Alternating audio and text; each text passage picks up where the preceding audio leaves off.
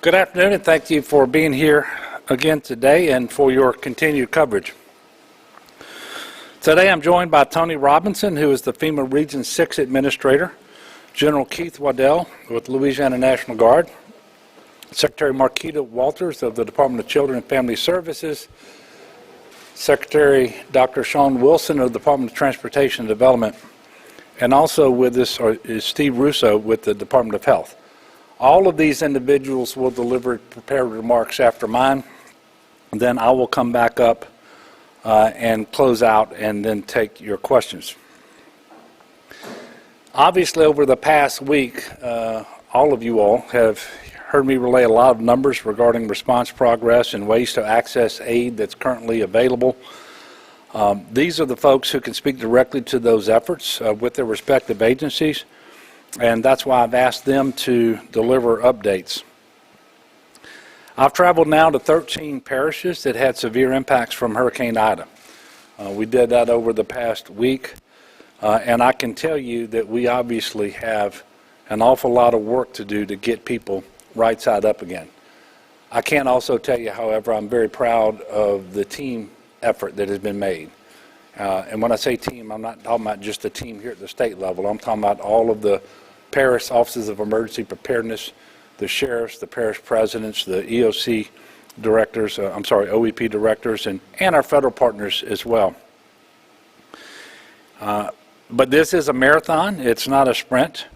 As we gather today, we still have 5 parishes that have more than 95% of their power out. I believe that's St. John, St. Charles, St. James, Terrebonne, and Lafourche. So while we've seen lots of improvement, a lot of really good work in terms of power and water and in terms of cell phone coverage and so forth, there's an awful lot of work to be done. With respect to power outages, the last number I saw is we're down to 435,000 customers. That means homes and businesses without power. That's a lot, but it's down from 1.1 million in the immediate aftermath of the storm. In order to help with restoration and other things, I signed a proclamation yesterday in an effort to assist hotels across the state in housing first responders, essential healthcare employees, and utility workers who are restoring critical infrastructure in the state so that their rooms are protected, so that they get to stay in their rooms rather than being put out so that those hotels have to honor any reservations that they had taken previous to the storm. Our number one priority right now is recovering from the storm. Obviously, we can't do that if the first responders and critical workers don't have a place to stay. And they have graciously come here, literally from all over the country. And we want to work with them to make sure that they have a place to stay that is safe and comfortable so that they can do their best work to restore power and to deliver the services and the goods that are necessary to assist all of the Louisianans in need today. And so I would further that with saying that if you are planning to come to Louisiana for reasons unrelated to hurricane response, at least, please check with your hotel before traveling to make sure that your room is not being used to house critical emergency workforce personnel. A brief weather update. The system that we've all been watching and that I have mentioned previously is not a threat to Louisiana. I think we've seen a little rain from it. It has about a 40 to 60% chance of development, but those areas that will feel any impacts from this storm system, 91L, will be further to our east. We are expecting an additional rain today and maybe overnight, and oddly enough, a continued heat advisory as well. And the heat advisory is largely limited to those individuals who don't have power. They don't have the air conditioning to go in and cool themselves off. There is a front headed our way later this week that is expected to bring some relief from the heat and the humidity and the rain, and that will be very welcome when it gets here. And that'll be especially true in the early morning hours when the temperatures could be in the low 60s, at least north of the lake. State offices will be closed tomorrow in the following parishes: Assumption, East Feliciana, Jefferson, Lafourche, Livingston, Orleans, Plaquemines, St. Bernard, St. Charles, St. Helena, St. James, St. John the Baptist, St. Tammany, Tangipahoa, and Terrebonne. Ascension is the only parish with state office closures today that will be open tomorrow. Of the parishes that I just mentioned, I can further say that the following 11 will remain closed through Friday, September the 10th. They include Jefferson, Lafourche, Plaquemines, St. Bernard, St. Charles, St. Helena, St. James, St. John the Baptist, St. Tammany, Tangipahoa, and Terrebonne. I was informed this morning at the UCG that more than 17,000 disaster unemployment claims have been filed related to Hurricane Ida.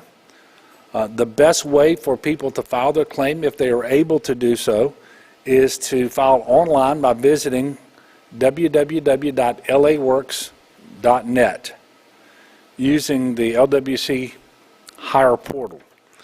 If you don't have access to the internet, you can also file a claim through the UI Claim Center by calling 866-783-5567.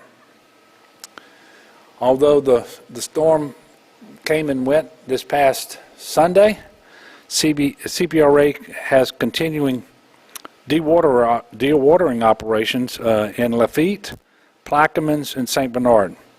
They're also moving additional pumps to Terrebonne Parish to help remove flood waters in Pointe-aux-Chenes and in Chauvin. And they're sending additional pumps also to Lafitte today to speed up the process of flood water removal. Weather permitting, the Corps of Engineers will begin their first blue roof installations tomorrow. As of now, over 40,000 homes in Louisiana have signed up for this program. Residents can sign up for the program at blueroof.us. That's online at blueroof.us. You can also call toll-free 1-888-ROOF-BLUE. There's no E on the end of blue. And that number is 1-888-766-3258. Unfortunately, I have two more storm-related deaths to report today, both coming out of St. Tammany. The coroner confirmed the death of a 68-year-old male who fell off a roof while making repairs to his home caused by Hurricane Ida, and then the death of a 71-year-old male who died of lack of oxygen during an extended power outage. This brings to 15 the total number of confirmed storm-related deaths to this event. We also learned today that FEMA has approved public assistance permanent work for categories C through G for the following 7 parishes: Jefferson, Lafourche, Orleans, St. Charles, St. James, St. John, and Terrebonne. We don't believe this will be a final list of parishes that are eligible to receive these categories of assistance, this permanent work, but the damage assessments are not complete. And we anticipate making a request for additional parishes to be added for categories C through G in the coming days. On that note, I'm going to turn it over to Tony Robinson, who is the FEMA Region 6 Administrator. He comes out of Denton, Texas, and he has been here on the ground with us in Baton Rouge since before the storm made landfall. And then he will be followed by General Keith Waddell, Secretary Marquita Walters, Dr. Sean Wilson, and Steve Russo in that order. And then I will come back up. Thank you.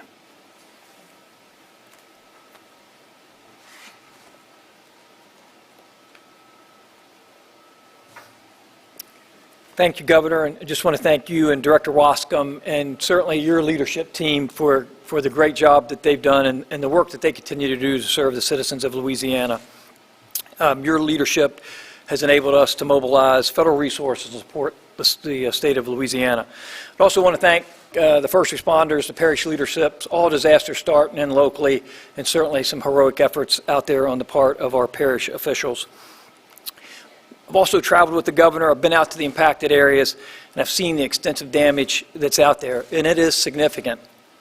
We understand that recovery is a stressful time for individuals, and it's going to take longer than some would expect. But we need you to know that the men and women of FEMA are focused to make the widest range of assistance available to those who need it most. The most important thing that you can remember is the first step. If you have insurance, apply with your insurance, and then call FEMA 800-621-3362 to apply for our assistance, or you can go online to disasterassistance.gov, or you can use our mobile app, the FEMA app. A couple of things that we'd ask once you register is please stay in touch with us once you've applied. Follow up on your case. Keep your information up to date. If you move, if you have a change in phone number, those things are vitally important to us to be able to maintain that contact with you. And probably most importantly is ensure any required documentation is that we've asked for you is provided to us, especially in the case of insurance settlements, especially if you were denied for any type of insurance assistance. If you have insurance and you've not filed a claim with your insurance company, please do so, and then provide us with a copy of your insurance settlement, whether that's an approval or denial. In the interim, you may receive a notification from us that says there is no decision. That does not mean that you've been denied. That just means we need that additional documentation for us to be able to make the determination on the types of assistance you may be available for. Survivors that are applying and receiving assistance to date have received more than $175 million from FEMA through our individual assistance program. And we also have survivors taking advantage of our transitional sheltering assistance with more than 8,800 households checked into hotels, and that's including more than 25,000 household members sheltered in that program. We have disaster survivor assistance teams working in 14 parishes today. Those are teams that will go out in the communities, go door to door, go to where there's points of distribution. They will help you register, provide you information about the types of assistance that FEMA has available. And we'll continue to grow that program as we get people in the area. FEMA has also paid National Flood Insurance Program policyholders over $4 million in claims resulting from Hurricane Ida, and we expect those numbers to continue to grow. Our partners at the Small Business Administration have approved 222 loans for a total of more than $8.3 million. As the governor said, we're partnered with the United States Army Corps of Engineers to launch the Blue Roof program, and to date we've had over 42,000 people who have registered for that program. And we continue to provide commodities to the Louisiana National Guard, who's been a great partner in supporting those points of distribution. We also have partners with the United States Department of Health and Human Services. They've deployed over 180 medical providers and other staff from the National Disaster Medical System to support triage and treatment of patients in Louisiana. And then our Corps of Engineer partners continue to work with GOSIP and the Louisiana National Guard to assist in installing generators and doing assessment from generators. I'd like you to know that FEMA will have a long-term presence here. John Long will be the federal coordinating officer. He is a resident of Louisiana, and he will be here for the duration of this response. FEMA's been here before Ida made landfall, and we're not going anywhere. We're here to make sure we work side by side with our state and local partners to help you in your recovery efforts. This time, I'd like to turn it over to General Keith Waddell. Governor Edwards. Well, good afternoon. I'd like to start off by saying my heart goes out to everybody that's been impacted by Hurricane Ida. And I would like to thank the citizens that we've had the opportunity to interact with thus far, as well as our local, state, and federal partners who we've had an opportunity to collaborate with and coordinate with as we've achieved unity and effort in taking care or dealing with Hurricane Ida. Our current overall strength is nearing 8,900 service members, and of that 8,900 service members, I would share that nearly 5,300 of those are Louisiana National Guardsmen and women. That represents 100% of all the men and women that are in Louisiana National Guard in the state right now. And we do have, I'd remind everybody, we have 2,400 Guard men and women that are overseas right now in the Middle East and on the southwest border. Additionally, we've got 3,100 plus that have come from 14 other states to support us. Many of these states are local, are close to us, but we have had soldiers come from as far as Alaska to support our operations here in Louisiana. And on the active duty side, with our soldiers, airmen, Marines, and sailors, we're at 470 plus, and those individuals have come from Fort Polk, our own Fort Polk, Fort Hood, MacDill Air Force Base in Florida, and Gulfport, Mississippi. All these service members are working approximately 179 missions, and they're doing that in 28 different parishes. We're focused on 7 lines of effort. Those lines of effort include commodities distribution, engineering, security, power generation, medical, COVID, and parish governmental support. So what I'll do next is kind of briefly go through each one of those and give you the highlights of what's going on with those major lines of effort. So for us, our main effort is with commodities distribution. Right now, we have 71 total sites. 67 of those are points of distribution, and 4 of those are hubs, where they actually do hub and spoke operations into smaller communities within the respective parishes. Those operations are taking place in 15 different parishes, namely in southeast Louisiana. So I would like to share with you, if I could draw your attention to the board, the statistical information as far as distribution and what's happened up to this point. If you would like to keep track of this on a day-by-day basis, you can go to GoGuardLA.gov, and that Go is G-E-A-U-X. And we update that each and every day so you can see the amount of commodities that are being distributed to the citizens and the visitors to our state.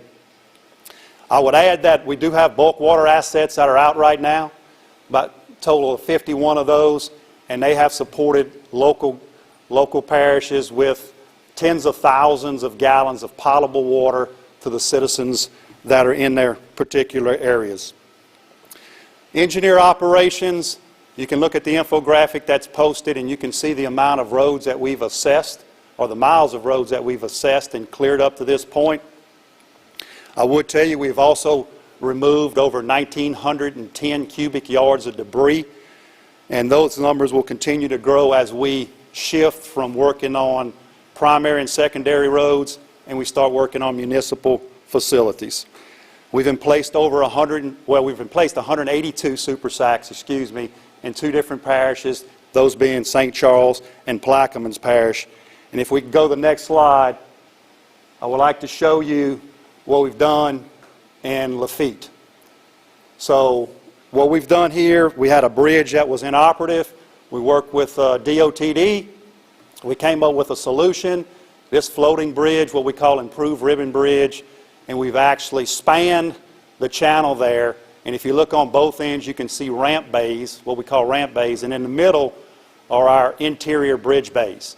And we've basically connected this system together, which will allow the citizens to go to the other side. And currently that plan is to leave that bridge in place for 2 months. So we're very proud of this particular effort, and I think our citizens are going to greatly benefit from it. With generators, we're proactively involved, working with GOSEP and the Corps of Engineers on getting generators out to the parishes that are requesting them. Right now we have 149 generators that are currently on mission. On the medical side, we have 3 teams that are currently working. We have 1 team of 31 working at the Morial Convention Center, providing patient care and telemed. We have another team at the Terrebonne General Hospital who's working in the emergency department there. And we have a smaller team in West Jeff doing patient care. With security, we have over 680 guardsmen working in 15 different parishes, assisting law enforcement with roving and static security. And we take our cues, because we're supporting civilian authority, we work with local law enforcement on whether they need us to do presence presence patrols work at traffic control points, or if it's any other sort of security. Governmental support, we have liaisons that work closely with the parish leaderships. So we talk to them about our portfolio and all the capabilities that we have within the Louisiana National Guard and the other services that are with us. We make recommendations, and based upon those recommendations, we may or may not execute the mission. A good example of that is the ribbon bridge that you see up on the board. That was a recommendation that our team came up with. Thankfully, between the parish, the city, and DOTD, they were okay with us executing that mission. On the COVID side, we've been doing this for quite some time. Our numbers were down in terms of testing sites and vaccination sites, but we've increased those numbers. Today we're at 29 testing sites, 15 vaccination sites, and we continue to work in food banks, of which we're in 7 today. In closing, I want to remind you once again, we do have 2,400 of our guardsmen that are deployed overseas. I think about them each and every night and their families, and they're doing remarkable work overseas, and you can be very proud of what those men and women are doing there. I would also like to thank all the men and women of the Louisiana National Guard, the other states' National Guards, and thanks to those adjutant generals in those particular states and the governors for allowing them to come here to help us, and our active duty teammates that are supporting Louisiana for Hurricane Ida operations. Without them, our families, our employers, and our civilian employees, we would not have been as successful as we have up to this point. I know we have a long way to go, but I'm very confident in the team that we have, the local, state, and federal partners that we're working with, and all the citizens that we interact with, that we will get on the other side of this in due time.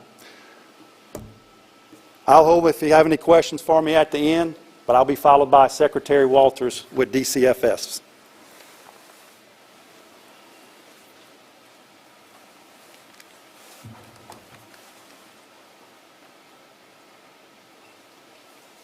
Thank you, General, and thank you, Governor. DCFS is responsible for a couple of things during a disaster. We are responsible for the mass sheltering and feeding of our population. But even before that, we are more responsible for the children and youth that are in the custody of the state in the foster care system. So the very first thing we do when there is an approaching storm is reach out to every foster parent, every foster family in the state and check in with them to make sure we know that they are following their evacuation plan that they have pre-filed with us when they first became foster parents. And then we continue checking with them until we know every single foster child is safe in this state. And it does significant credit to our governor that he asked about that and wants to know that those children are safe. So thank you, Governor, for that. We started a foster parent support line that is up and running 24/7, so foster parents can reach out to that. And we also have 65,000 children in the state that live with family members or fictive kin, and these children are not in the foster care system, but they would be if these family members didn't step up for their care. So we have a kinship line that is dedicated just to that staff, and these families are so critical for us. They keep children connected to their own family, their own history, their own culture, and they don't have to come into the state system. The kinship line number is, you can text to Kinship LA at 898-211 or just call 211 for all the information on that line. And then when we think about the sheltering work that we do, we don't do this in isolation.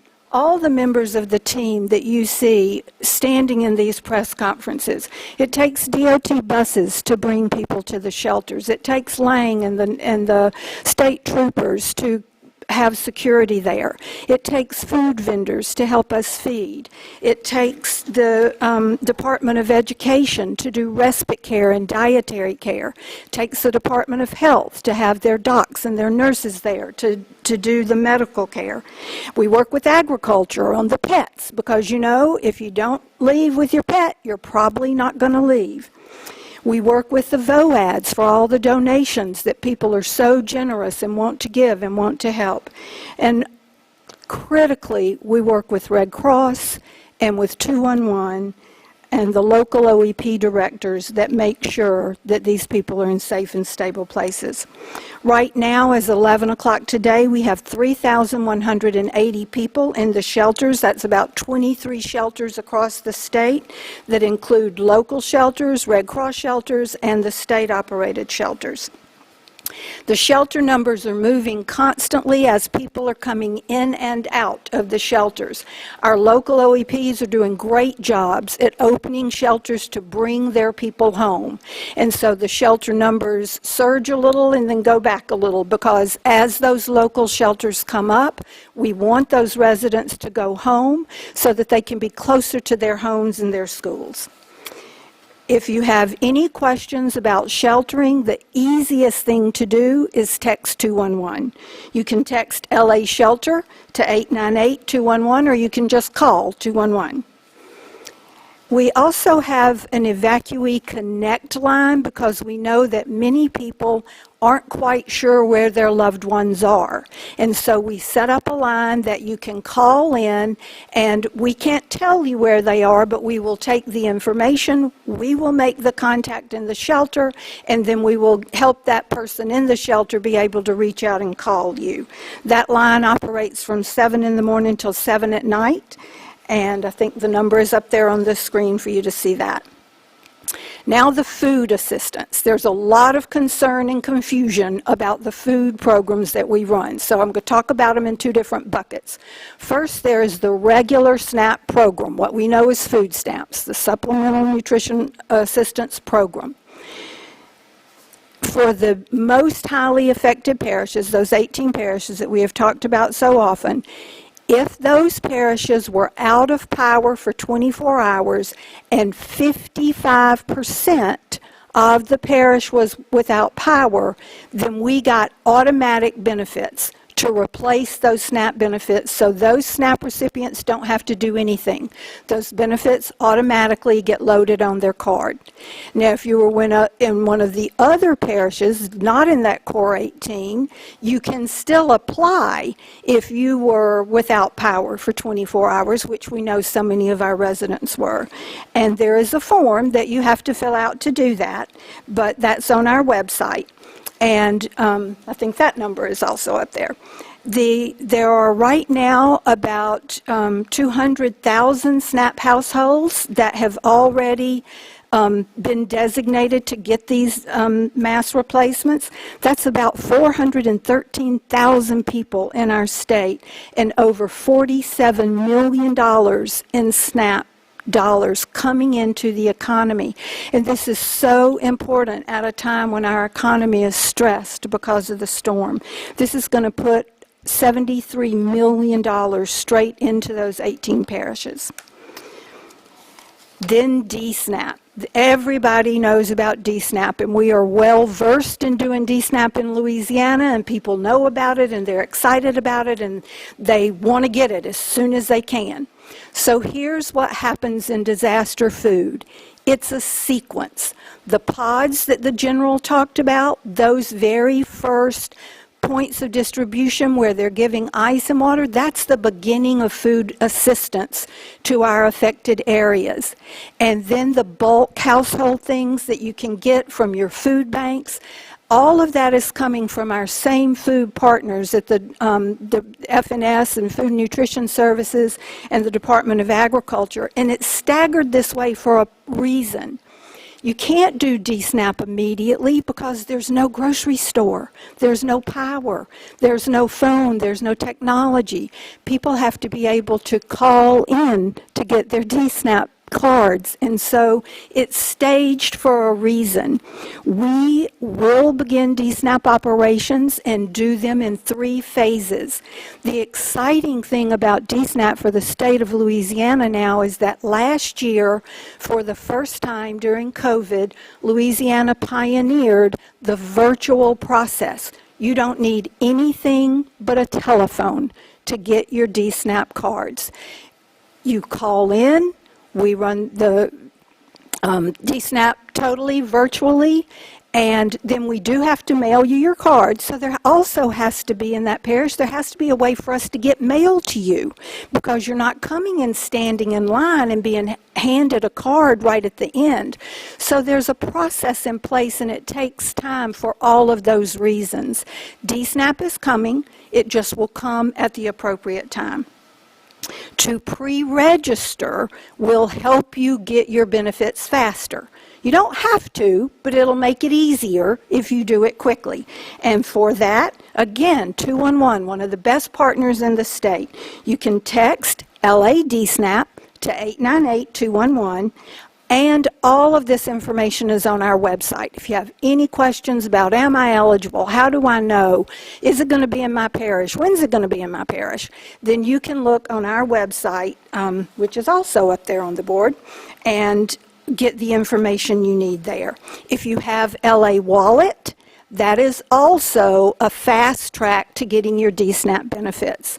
So we know there's confusion. We know it's a little different. It's not like we used to do it in the old days when we had big box stores and took up all the guard and the state police and everybody else's time and energy. Now we can do it virtually, and it's so much easier and nicer because you can call from wherever you are. If you've evacuated and you have a phone, you can just call and register.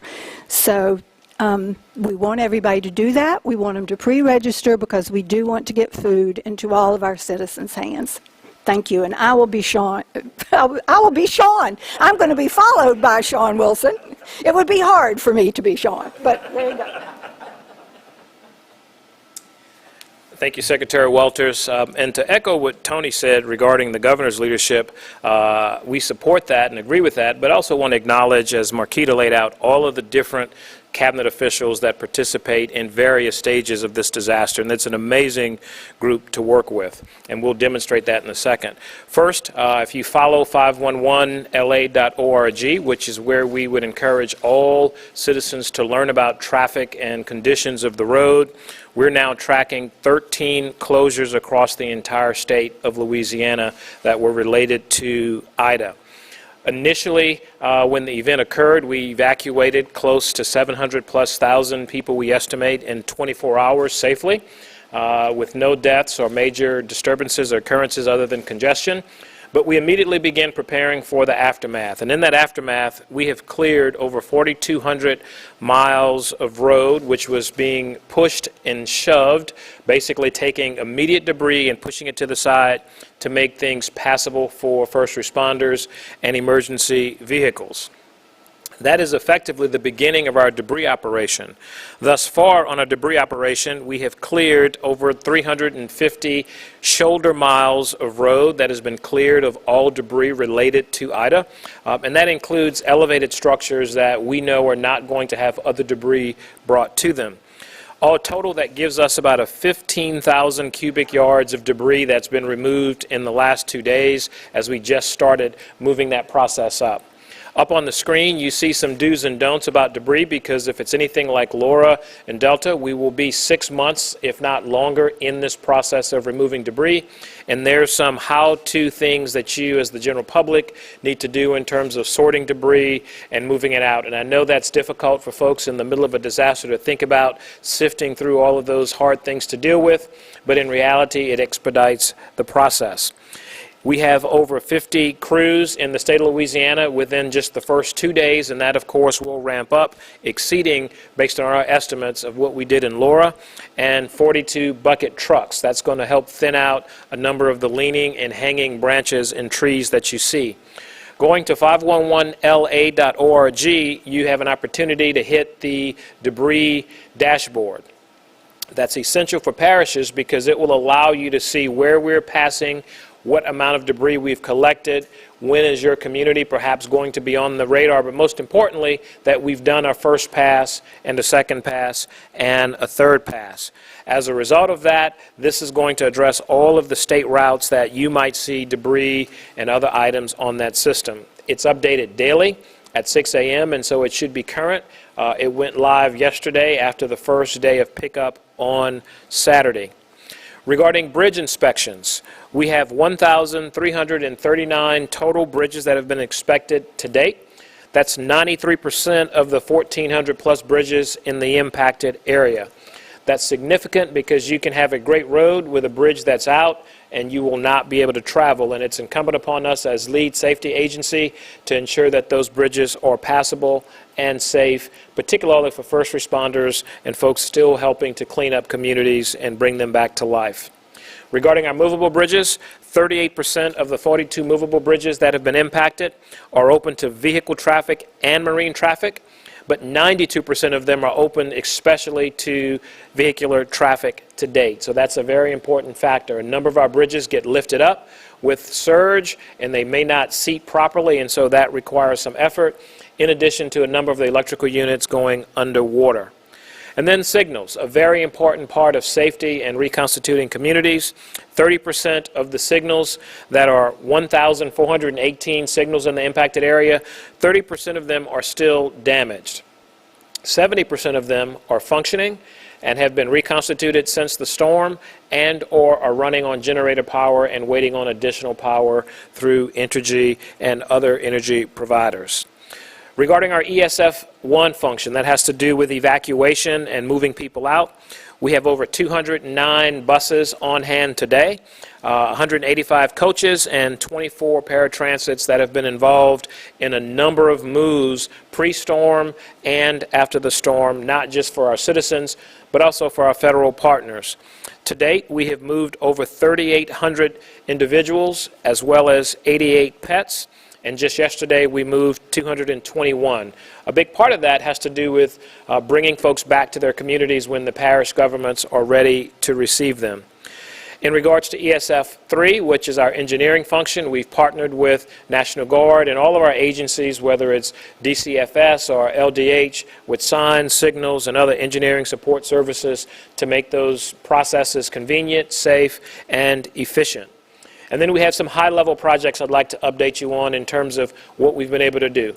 Emergency repairs on LA1 have been completed. We have completed the initial push as a result of those temporary repairs. We're excited about the temporary bridge that the National Guard worked with a number of partners to install. The department is accelerating the construction of the final permanent replacement of that bridge with all of our federal partners. We do expect to have an acro panel bridge up that will not be load posted. Within the 8-week window, we're trying to accelerate that even more. And then the department has also instituted a pedestrian ferry that will run until we see a need for it is no longer there in the Barataria area. And then on LA23, we're continuing to deal with water and are working with local law enforcement and parish leaders to provide pilot transportation for folks southbound. And then last but not least, with regards to the LA1 toll facility, tolls have still been suspended or continue to be suspended. We do not anticipate cash collections to come back up within the next month and a half to 2 months. We do expect to see electronic collections proceed in a time shorter than that. And then my last statement in regards to preparing for future events, because the governor has been very keen on making sure we're prepared. We have started a number of efforts to clean culverts, drains, and box culverts in the impacted area to ensure that there are no residual debris left in the system should we have an unfortunate circumstance of another storm event. And that's going to occur for the initial remaining portion of our response to this. And subject to your questions following the governor's remarks, we'll be here, and then I'll be followed by our executive counsel from LDH, Stephen Russo.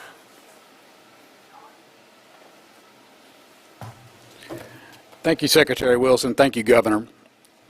Today, the Louisiana Department has issued license revocation notices to the 7 nursing facilities that evacuated to the Calhoun Street site in Tangipahoa Parish due to Hurricane Ida. LDH has also moved to terminate the provider agreements from Medicaid with immediate effect. It is the opinion of LDH that all 7 facilities have failed to properly execute post-landfall emergency preparedness plans to provide essential care and services to their residents. Further, when LDH was making efforts to fully discover the site conditions post-landfall, LDH surveyors and inspectors, instead of being provided necessary information, were prohibited by the facilities and their owner from conducting and completing on-site inspections and surveys. LDH employees involved in ascertaining the safety and the welfare of residents were also subject to intimidation by an individual representing himself as a nursing home owner and providing false and/or conflicting information at this time of crisis. Let's be clear, there is no emergency preparedness plan that allows for residents to be kept in such an unsafe, unsanitary, and unhealthy condition. The lack of adequate care for these residents is inhumane and goes against the rules, regulations, and applicable statutes. LDH did move to rescue the residents to ensure that they received the proper care and services that they deserved. We did this by removing them from this site and working to transition them to licensed beds in licensed and certified nursing facilities that are continued to be in operation. This investigation next steps will now continue to be done again in a very deliberate manner, where LDH, along with our Office of Public Health and our Health Standards Section, Office of the State Fire Marshal, and our other partners in government, will look at pre-landfall planning and preparedness. We will then turn and we will look at post-landfall, post-evacuation, and post-transition to see whether or not the facts in those 2 areas would lead to additional supplementation of the revocations. LDH made appropriate referrals after discovery of the situation to the Attorney General, to State Police, to the Office of Inspector General, the East Baton Rouge Parish Sheriff's Office, Baton Rouge City Police, and the Regional Office of Federal HHS in Dallas. This is an ongoing legal matter, so the LDH team is not going to be getting into speaking into the ins and outs of the investigation. However, we do understand that the public needs and expects transparency. However, we need to balance that with the fact that we do not want to do anything that will place in danger the process of gearing up to present our case.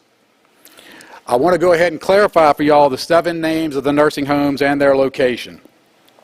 South Lafourche Nursing and Rehab in Lafourche Parish, River Palms Nursing and Rehab, Maison Orleans Healthcare Center in Orleans Parish, Park Place Healthcare Nursing Center, West Jefferson Healthcare Center, Maison DeVille Home of Harvey, all 3 in Jefferson Parish. And finally, Maison DeVille Nursing Home in Terrebonne. I know there was some issues about whether there was 9 homes that were potentially owned by the owner, Mr. Bob Dean. To the best of our knowledge, these are the final 7 homes within Louisiana that are owned by Mr. Dean. Governor, with that, I turn it back over to you.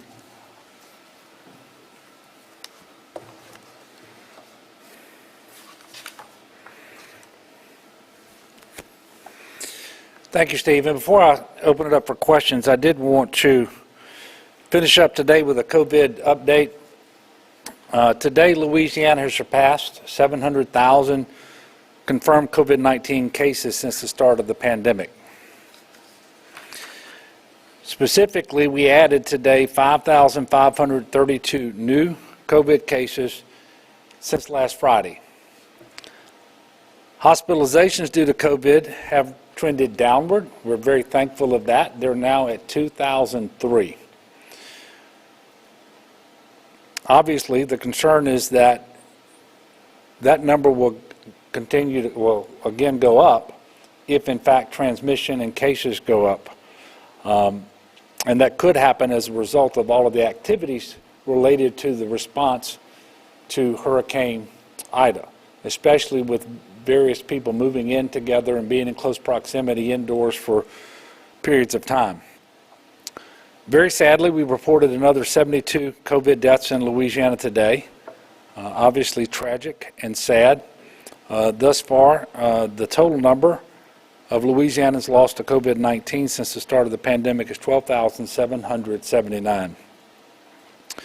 And there's been a lot of focus on the storm and the deaths associated with it, and there should be. That number is 15. In the same time, since we've been talking about deaths since Hurricane Ida, we've had another 420 deaths related to COVID. And I say just to remind everybody, we are very much in a pandemic. We're very much in the fourth surge, and there's an awful lot that we can do to control transmission, to reduce transmission. First of all, get vaccinated. Secondly, do those things that we know work, like wear your mask when you're indoors and in close proximity to others, wash your hands, physical distancing, and so forth. So I think this is a huge reality check for all of us. We cannot just be simply focused on our response to and recovery from Hurricane Ida right now. We've got to understand that all this is happening. And in fact, everything that is happening in the state of Louisiana is happening during a pandemic. And it's made harder because we know that Hurricane Ida has disrupted testing. It has displaced people. And we strongly believe that right now the cases are underreported because of that. We now have community-based COVID test sites in all regions. We've resumed community-based vaccination sites in all regions except for Region 1, which is New Orleans area, Region 3, which is South Central area, Region 7, Bossier, Shreveport, and Region 9 on the North Shore. Now, to be sure, there are vaccinations available in those areas. They're just not being administered at presently by some of the people who were administering before. But if you call your health care provider, if you go to a hospital, you can receive vaccinations.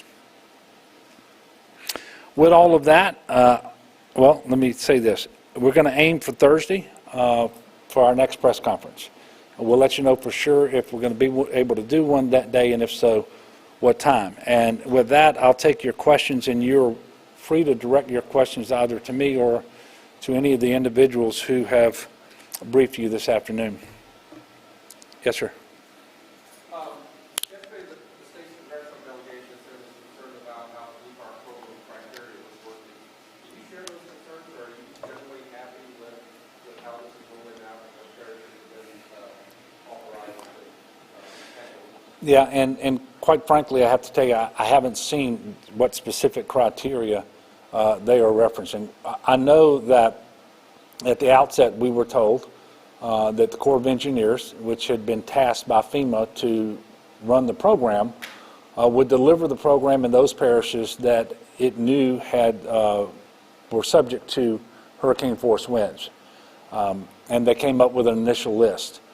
Since that time, it's my understanding they have added 2 additional parishes, those being St. Helena and Assumption, because they did an assessment in those parishes. They went back and looked at the weather reports as well, and they also know now that there were hurricane force winds in at least portions of those parishes where there was obvious need for the Blue Roof program, and so those parishes were added. It is further my understanding that assessments continue in additional parishes. And so I cannot tell you that I have a concern today. That may change once I know whether additional parishes have been added. But I do want to put another plug in for the Blue Roof program. An awful lot of people are obviously eligible for this program. It is completely free. It'll be a professionally installed blue roof. Minor repairs to the roof can happen first, and then they'll put the blue roof on top, and then they will strap it down in ways that will allow that roof, in most cases, to survive the damage of additional storms. We saw that last year in southwest Louisiana. And so I encourage homeowners to take advantage of the program. And I also want to make sure they understand it has to render the home habitable, meaning if you've got extensive damage to your home and simply fixing the roof isn't going to allow you to live in the home, you're not going to be eligible for it. It's at no cost, so nobody should ever say, hey, you owe us money for that blue roof that was put on, or have you pay in advance or anything like that. That's not going to happen. And finally, it is not contingent upon whether or not you have homeowners insurance. So we encourage people to participate in the program, and I might, to get back to your original question, have additional concerns. I don't at the moment, because I know that those assessments do continue. Yes, ma'am. Governor, I've been told that there are floodgate damages in Terrebonne Yeah. Parish. Can you talk at all about what kind of damage you've seen to the whole flood protection Oh. system and what's being done to make repairs, obviously, with going flood? Yeah, so damage assessments started on federal and non-federal flood protection systems, whether they were levees, locks, gates, you name it, really from starting last Monday, when we went to see whether any of them breached, and in fact, at this point, we don't believe any of these acts suffered a breach. There was some minor overtopping, and the overtopping can sometimes cause damage that has to be repaired. But we're not seeing extensive damage to our flood protection systems. There is damage to the the Bubba Dove floodgate in Terrebonne Parish. And oddly enough, that gate was designed for storm surge coming in from the Gulf being the primary force that would operate against it. The storm came in on the east side of the floodgate, so what it primarily got was the wind as it turned and came out of the north because of the way the hurricane winds circulate. And the storm surge actually acted on the gate from the opposite direction and revealed a deficiency in the engineering and design of the gate, which is going to be remedied. I had this conversation with Parish President Gordy Dove. And in addition to that, they know they have to be able to get that water out faster so that less force works against the gate. So they're going to put in more pipes to allow the water to go out as well, so that all of that isn't directed against the gate. And those repairs are going to happen relatively soon. And I know that President Dove understands how important this is, because you never know when that next hurricane's coming. To get you more information on that system, I should have had Chip here today. He is not here, and so he's the one person that I can't look over here and call on. But I will ask him to come to the next press conference and talk more about whatever damage we might be seeing across the entire system, federal and non-federal. Yes, sir. Okay.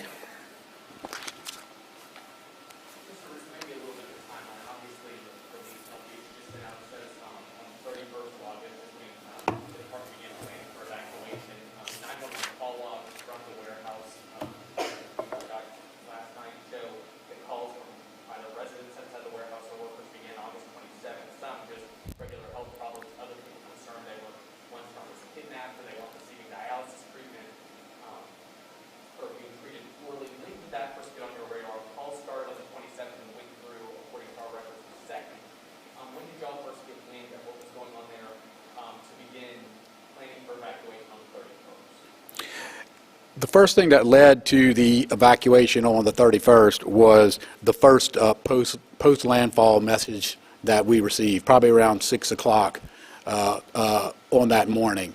Now, as I had said before, right now a very deliberative investigation is now going to be looking at all of the 911 calls that you mentioned and whatnot that were pre-landfall, and we will put just as much effort into that section of time as we did for the post-landfall time. To clarify something you just said, the first message you said came at 6 o'clock, around 6 o'clock in the evening on landfall day, that's Sunday? The first one we had that came in, my records are showing, is Monday, August 30th. Do you have any insight into what that first call was in regards to? Yes, it was water intrusion. We had gotten word that approximately 8 inches of water had infiltrated at least 1 or 2 buildings on that site, and so that's what swung us into action. So health concerns wasn't what started, wasn't what initially led it? Well, no, water intrusion is definitely a health concern. I mean, you need to look into mitigation efforts. You need to look into make sure that people's health and welfare is taken care of. What are they going to do with those individuals? So no, that is what put us on our radar, and it was a health concern.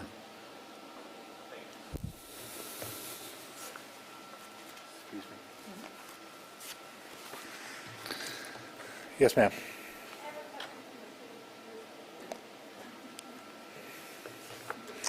Okay, so those of you with questions for Mr. Russo, and would please go ahead and just call on him while he's up here, please. Thank you, Governor. Why the plan to move these people to the warehouse got approved in the first place? Can you clarify how we make a warehouse an adequate facility for nursing home patients with your management? Yeah, once again, that is where the focus is now going to shift. What I can tell you is there's nothing per se non-compliant or illegal about moving that large number of folks to a site, as long as that site has food, water, linens, the basic necessities, and basically the minimum necessary components to provide for the health and safety and welfare of those residents. What the revocation letters that came out today focused on is the fact that regardless of the plan, the folks were there. Did you in fact meet your requirements to care for the health, safety, welfare of those folks, and did you put them first? In the back. Yeah, Mr. Russo, you mentioned there was an intimidation at the warehouse. Are you able to speak to exactly what that was? And also, when LDH was kicked off the property, how long did it take to go back? LDH was kicked off. Well, first of all, yeah, there was basically the surveyor was out there. My understanding is, and the narrative will bear it out in the revocation letters, is surveyor had completed a tour. Of course, that's when we knew that the situation had deteriorated. We wanted to continue our investigation, begin taking interviews with the folks, trying to begin to assess. At that time, my understanding is that a site manager and/or nursing home administrator came up and informed our surveyor that Mr. Dean was on the phone and insisted on talking to the surveyor. That, at that time, is when the surveyor informed us that Mr. Dean informed her to get off of his property. And how long did it take to go back? We went back. It was reported to the it was reported back to state office, and then a team was basically spooled up and sent back out the very next day because we knew at that stage we needed to get in there and commence rescue efforts. In the same vein, it sounds as though 911 calls were being made pretty early on about this, so I guess I'm a little unclear why it took from Monday until Wednesday before the warehouse started being evacuated. Why did it take so many days for the state to get in and start moving? Well, like I had said, we went in Monday, we looked at the facility, we saw that conditions were going down, deteriorating. Set it back up again as prudent folks would do, go back out Tuesday. That's when we determined that the facility was definitely deteriorating, wanted to continue assessing the folks, and that is when we were informed that we needed to vacate the premises. I would also point out that throughout post-landfall, what you're going to see in the narrative and what the facts, I believe, will bear out is that we were getting conflicting messages. We were getting text messages from the owner saying that they had a plan in place and everything was fine. And that is not what we were finding when we were on the ground. So by that Tuesday late, as we were told to exit the property, we knew we had to get in there, and we responded immediately. And I believe those rescue efforts were heroic. The other nursing homes that were evacuated, were those people also in congregate settings or warehouse-like settings? I will have to check on that for you. I don't know offhand. Yes, in the back. What was your response to Mr. Dean saying that overall, basically, they did it and kicked out? I think I've already stated that with the revocation letters. I believe when you look at the narrative that we have so far, you look at the text messages that were sent, you look at the surveyor reports, I don't think anyone could reasonably reach a different conclusion that the standard of care for those residents who are our most fragile residents was not met. But I'm certainly not going to litigate the case here, that's for sure.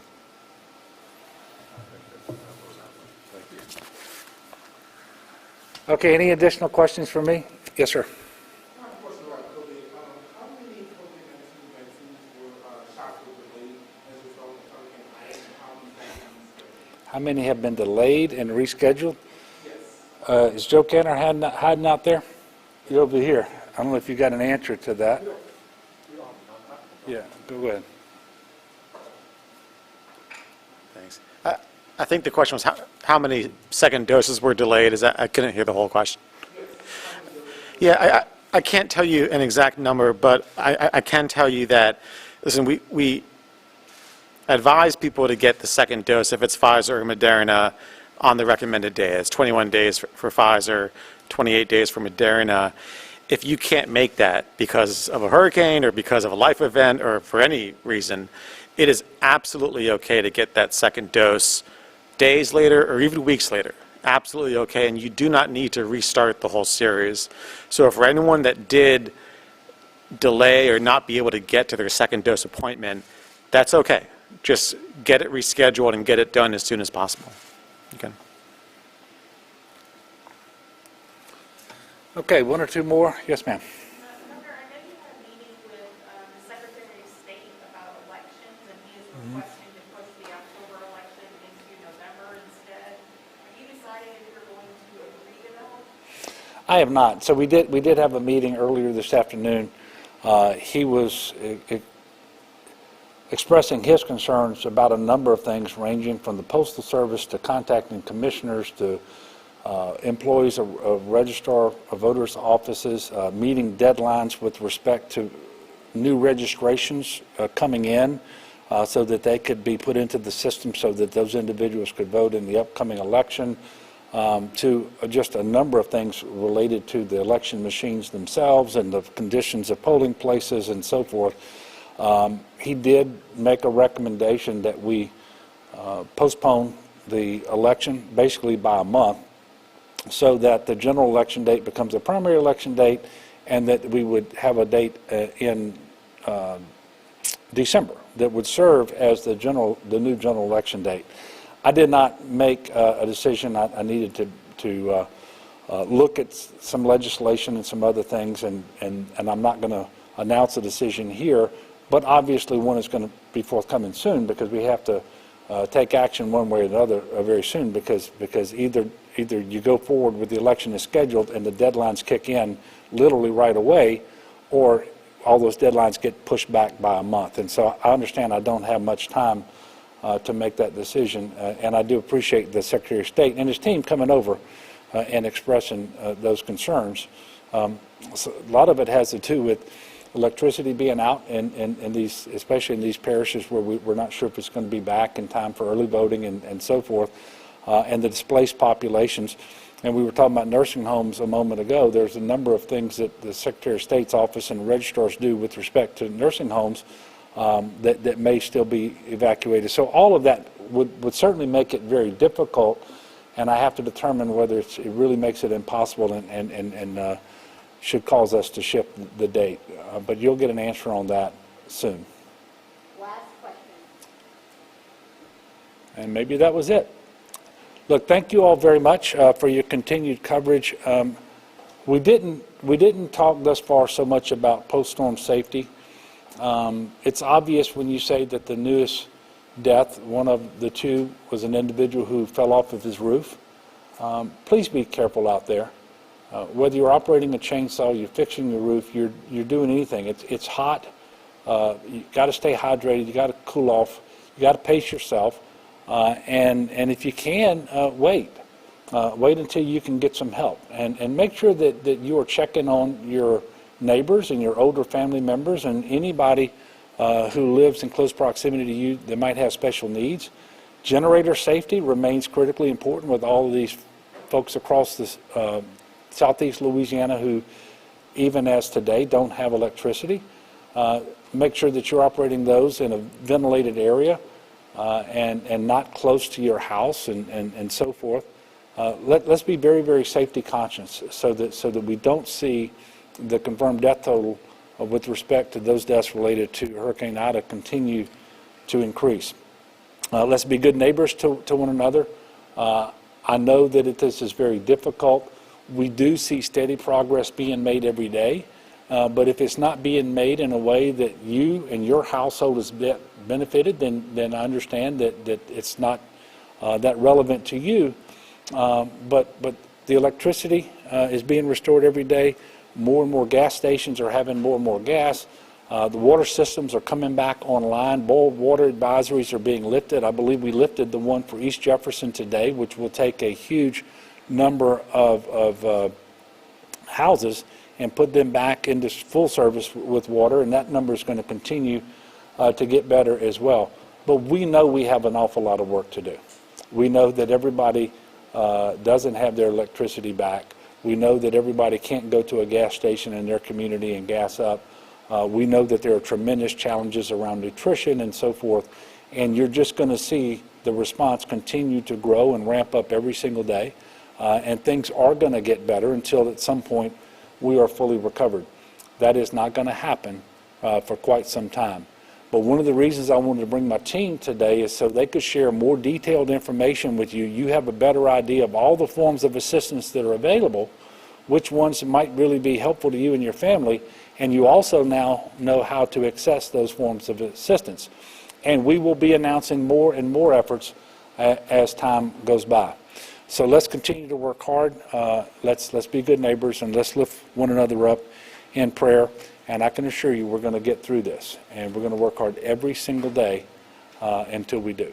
Thank you all, and God bless.